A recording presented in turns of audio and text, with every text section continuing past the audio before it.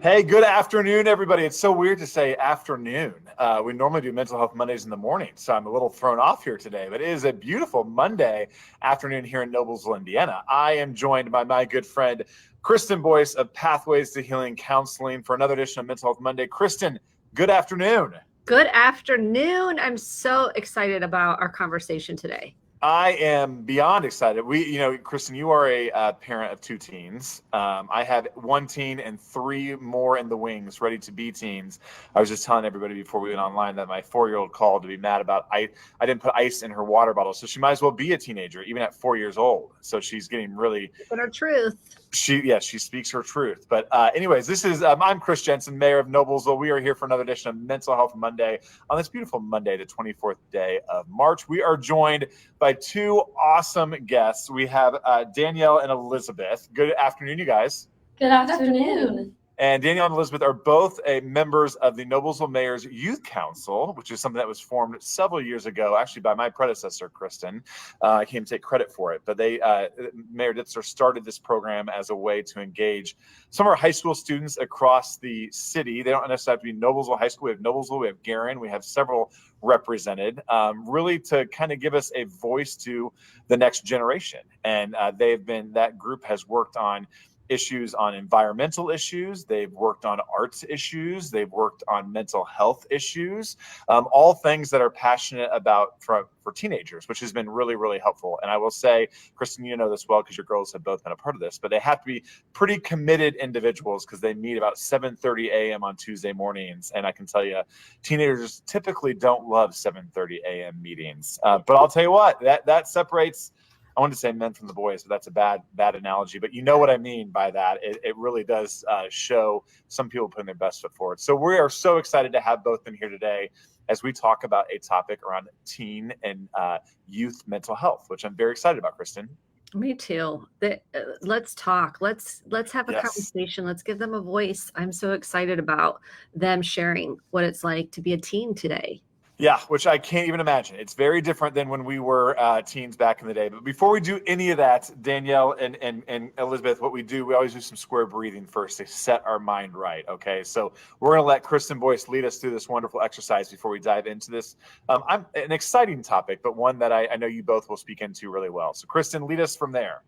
This is what I teach anybody I'm working with, including my own family. We do breathing. If you're feeling anxious, you're stressed, you're overwhelmed, you're feeling like I cannot handle something, this is the first thing I teach people is to focus on your breath. Feel your feet on the floor. We're going to do it together. We're going to inhale through our nose for 4. Then we're going to hold it for 4, like I'm making a little square. We're going to release slowly out our mouths for 8, and that completes the square. So if people are like, why are we calling it that? And just a mental note to kind of in your mind, in your visuals, if you're a visualizer, visualizing yourself making a square. So we're going to inhale for 4, hold for 4, slow exhale out our mouths like we're cooling soup for 8. So let's do 2 breaths together. Inhale, hold, and slow release out your mouth.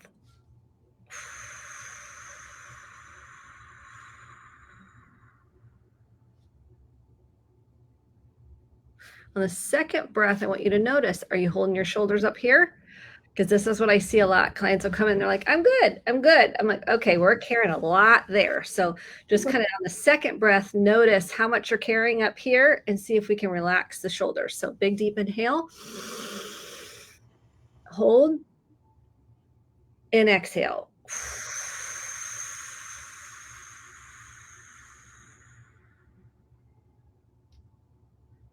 Did you notice the difference with the shoulders on that one? So this is what a lot of people are walking around with. So just kind of noticing your shoulders. You can even roll your shoulders back. But think about that breath, relaxing the weight that you're carrying in your body and releasing it out. Love that. Again, I do it all the time. It's free. Breathing's free. So it's wonderful to do throughout the day. So before we get started, first of all, I want to say, Danielle, Elizabeth, thank you.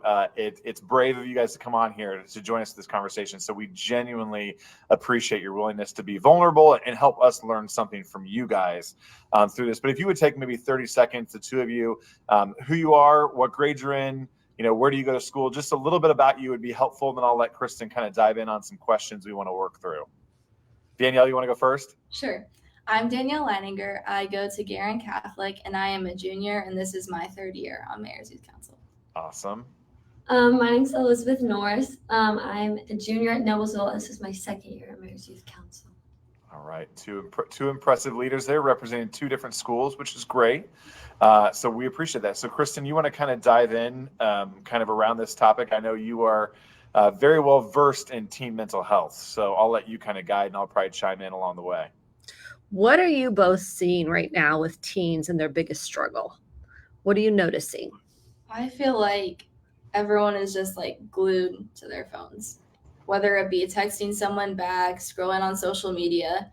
I just feel like everyone's putting their phone like in front of other people like that they're with in the present moment. You know what? I love that you said this so much because this is the truth. I think you're speaking truth. What does it feel like for you both when someone's on their phone a lot and you want to maybe connect and they're on their phone? What does that feel like? It's so frustrating. Like you can't have a conversation or like even look at them in the eyes. So it's like hard to build that connection with someone when they're like constantly on social media or constantly like looking at their phone.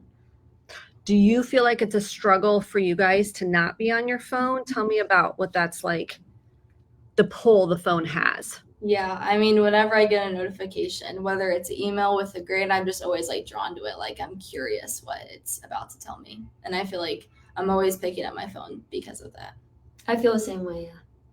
You feel like You you're get a sense. yeah, go ahead. Go I ahead. was going to ask a question. When you said you were drawn to it, Danielle, I thought that was really, really interesting because I will tell you, this is not necessarily just a teen thing. When it comes to the phone, I am somebody who sleep with my phone on my bedstand, probably unhealthy. But what does that make you? Is there a sense of anxiety around that at times when it comes to like grades? So I think about like the communication today. You're not getting something in the mail. You're not waiting for that. You can get an instant text message with your grades update. What does that make you feel like inside when you have that connectivity for good or bad on that phone? It makes me like almost like nervous. Like the SAT scores are coming out soon, and I can see what I get on my phone, and that's like nerve-wracking, I guess. Like you don't know what's gonna pop up, when it's gonna pop up, and then if something does pop up and it's bad news, it can really affect your mental health.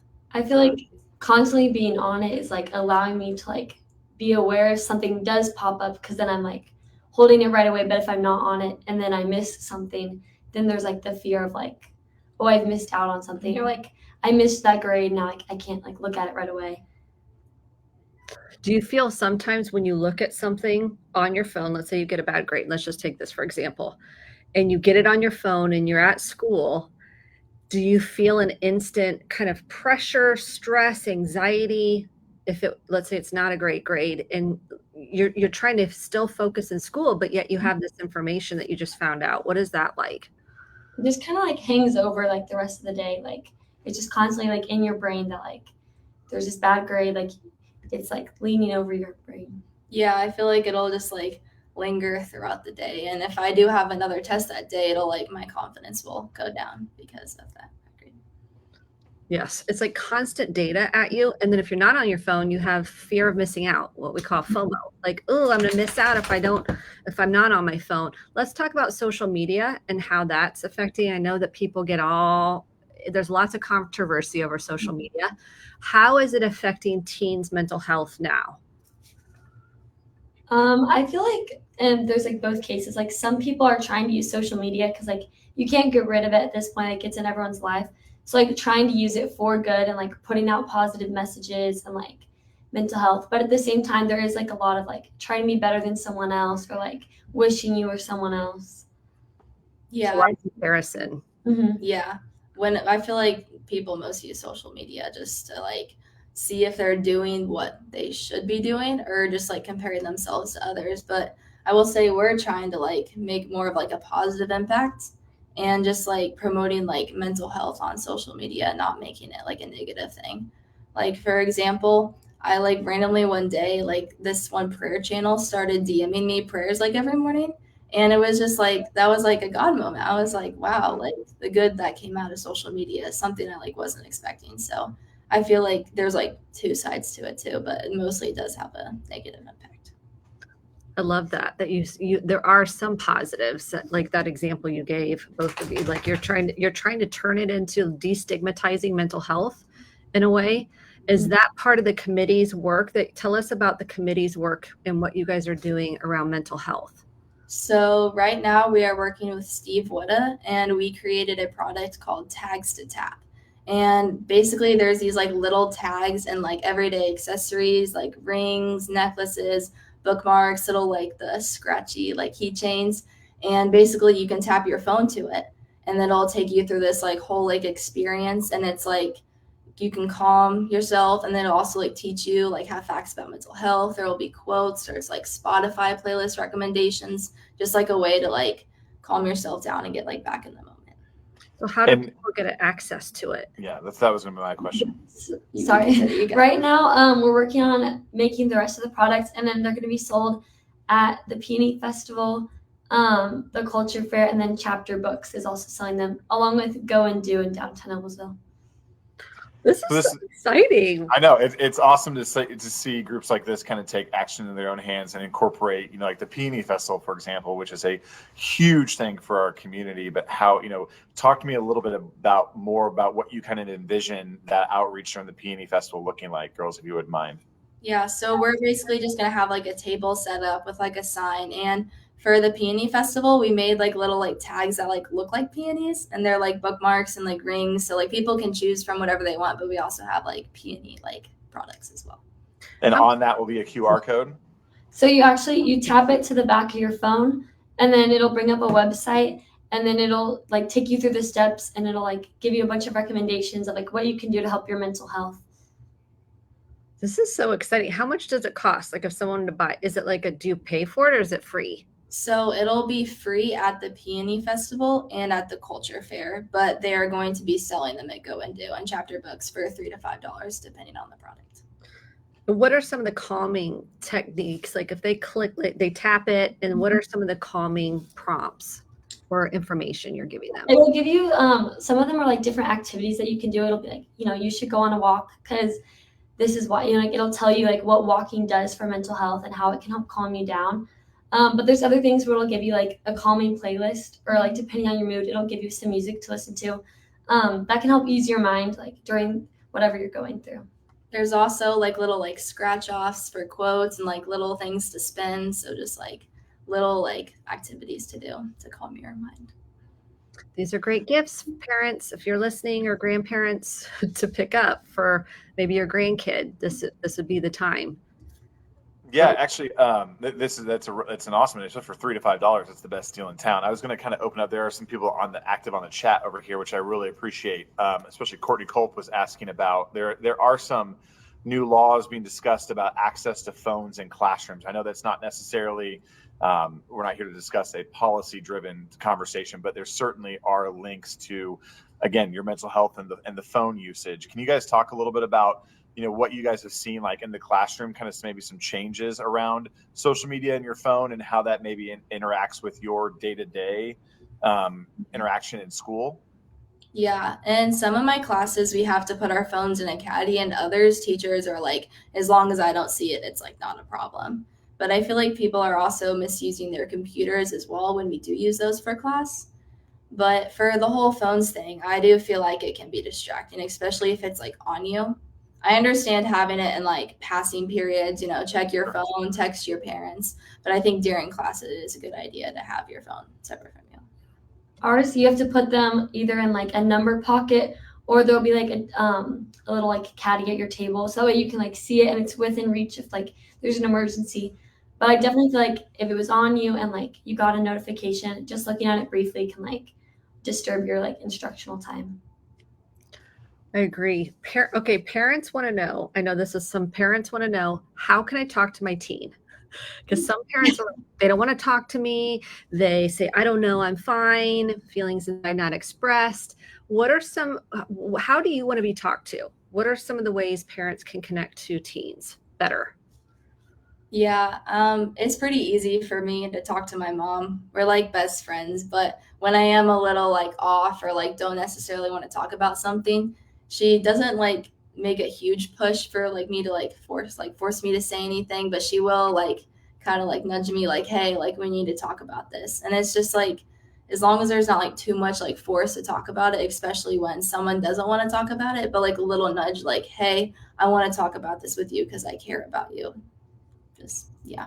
That's how my parents are too. Just they try to use like a calm voice when talking to me, like no matter what the situation is, because then it can like escalate the situation like way too much if there's like harsh like tone or whatever. How do you feel when they come in and want to try to fix it? They're like, well, here, you can do this, this, this, and this. What is that? What does that feel like? Overwhelming, and you have to say like, I need to figure it out like with one solution, not like a bunch of different things. Like sometimes you need time to figure things out, but definitely like remembering like as a teen, like take like a deep breath before you're responding, so that way you're not just like lashing out, because your parents like are trying to help you. Yeah, I feel like teens try and be so like independent, but like we're not like adults yet. Like we do still need our parents' help. Somebody needs to record that right there. Kristen, can you talk a little bit, again, so much of their conversation, they're so wisely talked about social media and phones. Can you talk a little bit from a expert's perspective about, appropriate age for those type of things? Can you kind of chime in a little bit? I know that's not directly because they brought it up. I thought that was important for any parents listening. Kind of any guide rails that you have that you give out to some clients when it comes to this conversation.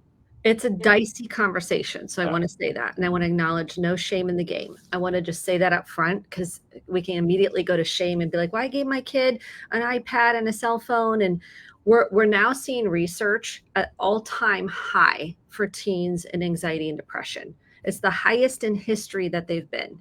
And we can start seeing, there's a book called The Anxious Generation. I don't know if anyone's heard of it. It became a bestseller, and it's about the impact that technology has had on emotional and mental and physical development. We're actually seeing, because of technology, the prefrontal cortex was fully developed at 25. That has been pushed out, and now we're looking at 28. So that's significant in terms of development, that it is causing a delay in emotional development. And the key is self-regulation. So when we want kids to self-regulate, we want them to calm down. We want them to not be anxious. Well, that prefrontal cortex really helps us. It's the rational part of the brain that says, impulse control, coming back to center, pausing before we say something, pausing before we do something. And it helps us logically think through things. And what we're seeing is the impact of that technology and what it's doing to brain development. It's significant. So I am recommending no cell phones. And this is hard. You can come up with other things to, in case of emergencies. We can have a flip phone that only is used for emergencies or to call home. No technology, no social media until 15 to 16. And I know that seems okay. All the kids are having it. Yeah. And that's where your connection with your kid is going to be the most important component of, working through this. The kids that don't have social media till later are thanking their parents. They may be mad in the moment, but they're saying, I'm glad I didn't have that, because my self-worth wasn't, your self-worth is already impacted as a teen, but that comparison really impacts how you feel about yourself, because you're like looking at body image. You're looking at, oh, that person has so many followers. Oh, that person has so many likes. I only had 5 likes on mine and they had 100 likes. It does impact us. And think about us as adults. We're struggling to manage it. Think about kids. So we're seeing research is recommending later for all of the technologies, which is hard. I get that. And it's holding the boundaries with compassion. That's helpful. That's fascinating, and it reaffirms what I'm trying to do at home with my kids, because they think I'm awful. But that's a whole nother conversation for another day on this topic. But can you guys, can our students kind of talk a little bit about, you guys talked about the great work like you're doing with the Peony Festival with the Mayor's Youth Council. Are there other groups within Garin or within Noblesville that are talking about mental health and the efforts around mental health? I'd love to get kind of a more holistic perspective on maybe some other student groups or other organizations that are kind of talking about this. Yeah, we have a group at Noblesville High School called Bring Change to Mind, and their big focus is mental health. So they have like a whole mental health week during testing and stuff, where they give out little goodie bags to the students, and it'll have like a sensory scratch and like a mint, and then like this year they had a paper and it was like the jar of affirmations, just to, like kind of boost your mental health during like a stressful week at school. Yeah, Garen has therapy dogs come in the week of finals, and then we also get like a mental health day right after finals, which is very nice and very useful. That's I've awesome. spoken to the Bring Change to Mind group on how to have courageous conversations, because that's the one thing we're hearing from teens is they're scared to have a face-to-face conversation about hard things, and they don't know how to do it. They don't know where to begin, and they just soak it up. They're like, thank you, because we're scared. We're anxious to have these face-to-face conversations with our peers, with the teacher, with the coach, with the leader. They don't know how. So I think that's the other piece that I'm running into is the face-to-face conversations can be harder. I don't know what you guys are seeing. Yeah, totally. I definitely agree. Like having confrontation in any sort of capacity is definitely a lot harder when it's like face to face. And like now that social media and like if your phone's on you, it's easier just to text someone or like then you're not seeing like the actual. It's easier to argue on these things than it is actually with a person and face to face. Yeah, Mayor totally. Jensen knows all about that. Yeah, all about it. Exactly right. Exactly right. But it is important. You know, Kristen, I think we've somewhat desensitized a generation on that face-to-face conversation, and probably more than one generation, probably many others too. It's gotten way too easy to desensitize that impersonal conversation. And COVID didn't help. COVID kind of put us in isolation.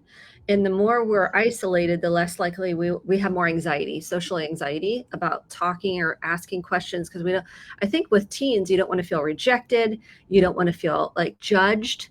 So that's what I'm noticing. You tell me what you guys think about judgment and things being posted on social media. Like people will post in their close friends stories, and it's talking about another student. It's talking about another friend.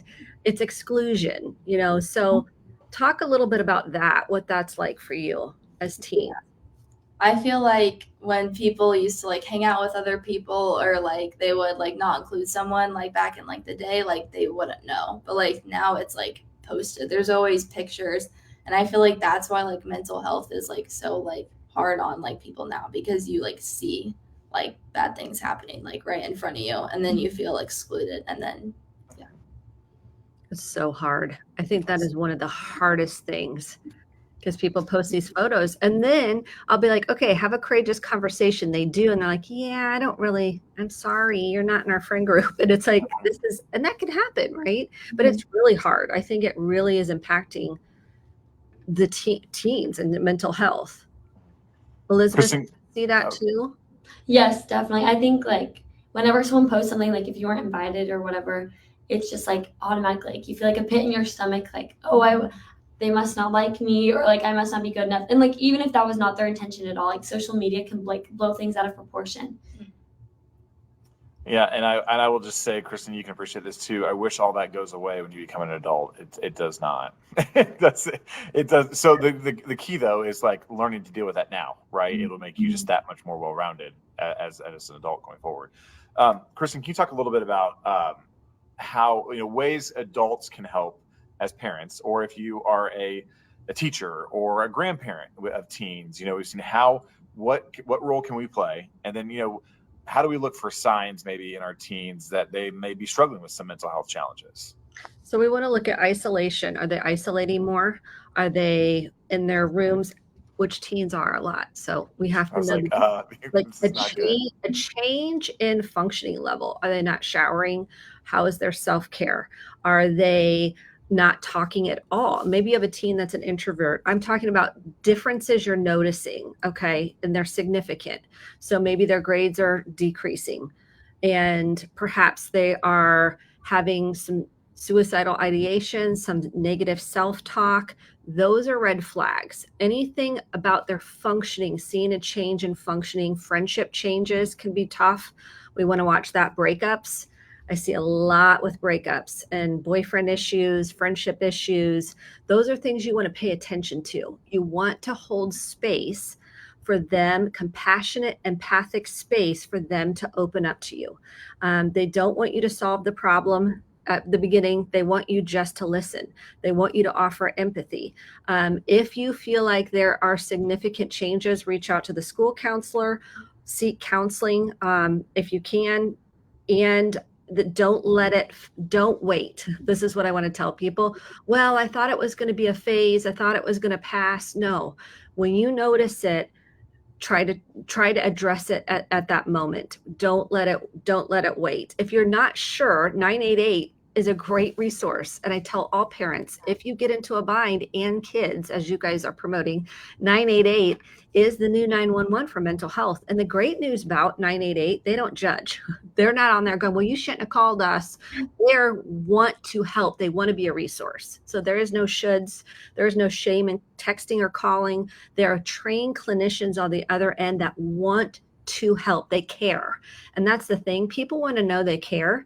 So parents, if you're lost, reach out for help. They'll direct you in a place. If you're not sure where to go, they will help you. They will plug you in. They will resource you and kind of guide you along the way so you have support. Danielle and Elizabeth, is 988 pretty well promoted in high schools these days? Yes and no. Yeah. Like, I know about it, but that's also because I think there are some posters at Noblesville High School that have a number on it. I'm just curious, because I think that's where, Kristen, to your point, that's where we're really going to infect future generation of change is starting with our young folks. I remember growing up, 911 was just so embedded into us as kids. That's why it's such a common thing. I want to make sure that we're starting that so young. So a whole future generation is just a common knowledge, 988. Here's what I want to say too, that is so important for us as in this generation. You need to see the kids. You need to notice them. Notice if they're showing up differently. Notice if you think they're internalizing something. Pay attention with love and care and grace, because we need safe places to process all that we're experiencing. Over the weekend, I was with the show choir. Yay, shout out the show choir. We hosted a national or a state champion show choir competition, and mental health was an issue. It was an issue. And so one thing, provide safety so these kids can have a place, you guys can have a place to be seen and talk about it. The kids that are talking, process through it, and get to the other side on a regular basis. I worry more about the kids that don't have a place to talk. So if you're an adult, if you're a parent, please provide that place. See these kids and let them know you're a safe place to talk with. And that will help. This will help generations to come. Yeah, that's awesome. I want to kind of end on a quick note with Danielle and Elizabeth before we have to wrap up here. But if you guys started putting on the spot with this question, so I'll ask it slowly. Prepare yourself for this. But what words of advice would you give you guys are now you're juniors in high school, you're leaders in your high school, you're leaders in your community, you're the future leaders of the city. What advice would you give maybe your middle school self thinking about high school in this space? I'd probably say to listen to my parents, and even if everyone does have social media, like, I should wait till 15 or 16 to have it for sure, because I feel like that's a really good age, because like you're not too young, but you're still like living like with your parents in order to figure it out. So you don't like go to college and like you've never used it before and then like you don't know where to start. Yeah, I agree. Personally, like a big struggle was like school anxiety, like trying to make sure that my grades were like perfect in middle school and stuff. And I think that it's okay to like still like focus on your grades, but also just like live your life as well, because that definitely does help your mental health. Like taking a break from studying and going on a walk, and like studying can wait a little bit, and like you don't have to do it right away, because your mental health is also important. Balance. It's all about balance, right? And your relationships are important down the road too. You guys, I can't say thanks enough for taking time. Kristen, any final words you have for these two? I just wanted to say, if someone wants to get involved in the Noblesville Mayor's Youth Council, how do they do that? There is an application process and there is an interview. Where do people go? Is there a place to go, like online, or do they email somebody? I'm pretty sure on like the Noblesville's website, there is a place that has. Yep, city of Noblesville.in.gov. Sorry. And applications we're towards like the end of the school year. Yeah, here before too long, actually. So if you are a parent watching, if you're a teen watching, those applications usually open up about late April, early May, and we'd love to see even more folks get engaged. I always am very encouraged about the future of our city and state and nation when I have the young guys and gals around us. So I just want to say thank you to you both for coming on today too. I know it's not easy, but you did a phenomenal job, right, Kristen? You did an amazing job, and thank you so much for your vulnerability and sharing what it's really like, the reality of being a teen, because I think that's what people need to understand. Yes. They need to understand the reality of being a teen, and then how to walk alongside, and then resources that are available. So everybody, go get your tag. Go to the Peony Festival, Chapter Bookstore. This is a phenomenal idea, so I'm super excited about it. So go get it and give it to somebody you care about and love, and that makes the difference. Pay it forward. What a great $3 to $5 spent on someone's overall mental health. Well worth it, I'd say.